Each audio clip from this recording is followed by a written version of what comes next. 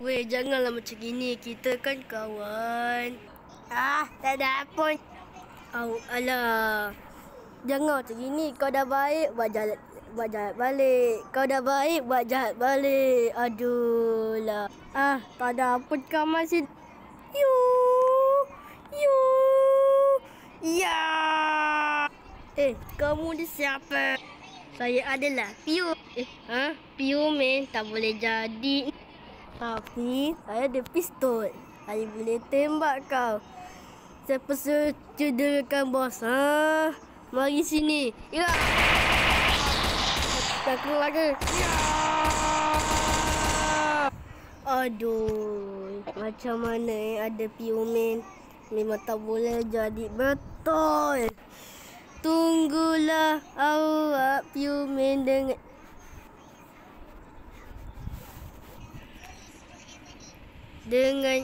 dengan keluang men. Tunggulah. Bos, cepat lagi. Bos, kamu okey tak? Aduh, saya rasa okey. Dah pagilah. Piu men hilang.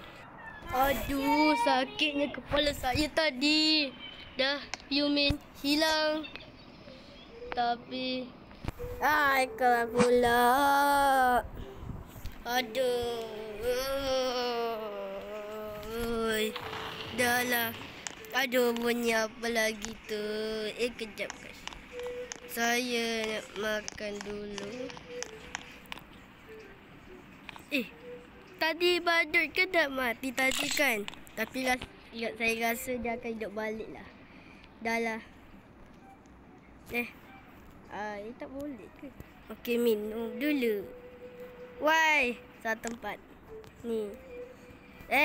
Kelas lagi. Aduh lah. Macam mana lah boleh kelas? Dah lah, minum dulu.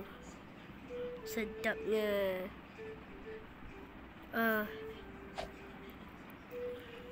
Okey lah. Macam gitu saja. Okey. Dah lah. Tidur dulu lagi.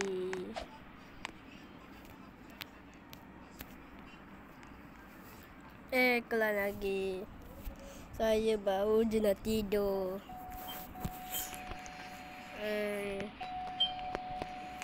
Ya. Okey, tidur dulu.